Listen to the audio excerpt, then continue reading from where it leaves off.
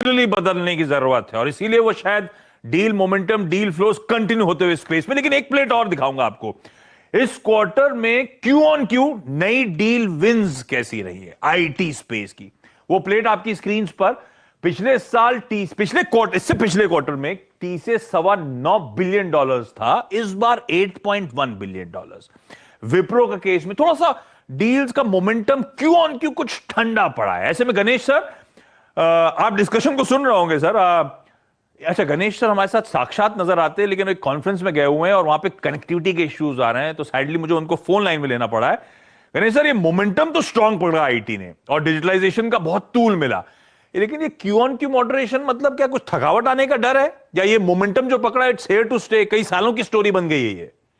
नहीं, मेरे ख्याल से तो कम से कम अगले 2-3 साल आपको ये मोमेंटम दिखाई देगा, क्योंकि इसकी 3 वजह हैं। एक तो जैसे माइंट्री के सीएफओ ने कहा, वो डिजिटलाइजेशन काफी बढ़ रहा है। दूसरा ये भी बात है कि सब लोग सोच रहे हैं कि किस तरह से रेजिलिएंट बने अपने आईटी को। बहुत इंटर डिमांड थी, जो अभी वो डिमांड डील्स के तौर पे आ रहा है। और तीसरा जो उन्होंने देखा कि जो इंडियन कंपनीज की जो रेजिलियंस है, जैसे मैं हिंदुजा ग्लोबल सॉल्यूशंस के बोर्ड पे हूँ, और वो पैंडेमिक के प्रॉब्लम होते ही 2 हफ्ते के अंदर हमारे 40,000 लोग 7 कंट्रीज में they were back to work from home. तो ये रेजिलियंस देखते हुए उनका भरोसा काफी बढ़ गया। तो मेरे ख्याल से अभी नेक्स्ट 2 to 3 years ऐसे ही आपको वेरी पॉजिटिव ग्रोथ देखने को मिलेगा, और 1-2 क्वार्टर का अप डाउन तो चलते रहेगा, मगर I think secular basis you will see growth. ये डिजिटलाइजेशन मतलब क्या गणेश सर? कौन सी सेक्टर्स, कौन सी पॉकेट्स? मैं इसलिए क्योंकि कई सारी आईटी कंपनी नीश सर्विसेज भी ऑफर करती हैं, ये कौन सी पॉकेट्स, कौन सी सेक्टर्स दरअसल तूल पकड़ रहे हैं?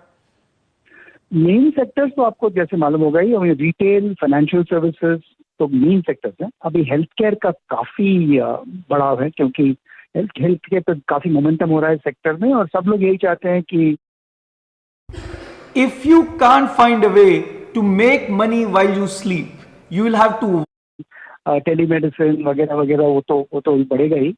और जो मैन्युफैक्चरिंग है, खासकर की डिस्क्रीट मैन्युफैक्चरिंग, जो पार्ट्स की मैन्युफैक्चरिंग है, उसमें भी इंडस्ट्री 4.0 और काफी डिजिटल टेक्नोलॉजीज हैं।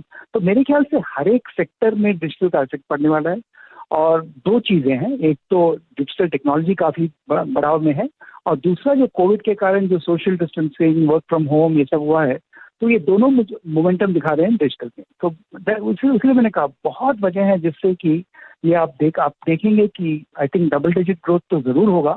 और जैसे पहले एक माहौल था कि हाई डबल डिजिट ग्रोथ था, वो भी अच्छी कंपनियों में दिखाई को मिलेगा। अरे वाह, तो बढ़िया डिजिटलाइजेशन का tool across sectors, across verticals, और आने वाले कई साल तक शायद ये अच्छा मोमेंटम, ये रन कंटिन्यू होता हुआ नजर आए। गणेश सर, विनीत सर, आप दोनों का धन्यवाद, क्योंकि अब मैं जरा स्पेसिफिक से जानना चाहूंगा। लेकिन दीवान सर, उससे पहले आईटी पर बुलिश होना अलग बात, लेकिन क्या आपने भी एंटिसिपेट करा था इस तरह की तेजी, इस तरह का मोमेंटम पिकअप होगा, या आपको भी इस रैली ने पॉजिटिवली सरप्राइज किया है?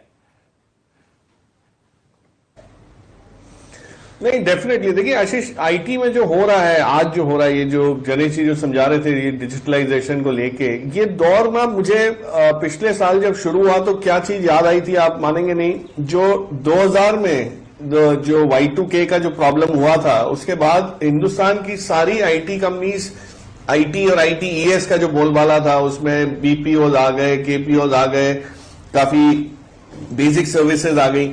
तो वो जो 10 साल का जो पीरियड था, वो जो ग्रोथ आपने देखा था, वैसा ही डिजिटाइजेशन की वजह से आएगा। उसके कारण है कि हमारे यहाँ टैलेंट है। ऑफ कोर्स आज टैलेंट की कमी हो रही है, क्योंकि किसी ने प्लान नहीं किया था, किसी ने इस टाइप की उम्मीद नहीं की थी, और डिमांड इतनी ग्लोबली आ रही है कि जो गणेश जी समझा रहे हैं कि नए नए बिजनेसेस आने की बजाय पुराने बिजनेस अपने आप को डिजिटाइज करने की बात कर रहे हैं। तो बड़े जब बिजनेसेस में इतनी रिक्वायरमेंट आएगी, तो आप मान सकते हैं कि कॉन्ट्रैक्ट साइज कैसा होगा। TCS की जिस टाइप की विन्स आई है, कॉन्ट्रैक्ट्स आए हैं, वो सब देखते हुए मुझे लगता है ये बहुत ही बढ़िया लॉन्ग टर्म स्टोरी है। इसको सिर्फ चलने के बाद लेने का कोई मतलब नहीं है। आपको कहीं भी लगे कि और कोई मार्केट साइडवेज हो रहा है या करेक्शन आने की उम्मीद है, आईटी में बने रहिए। This is going to be much better as a 5 year और 7 year स्टोरी। ये शॉर्ट टर्म वाली चीज नहीं है, लंबा दौर है, और उसमें सिलेक्टिवली आप पार्टिसिपेट करें तो बहुत फायदा हो सकता है।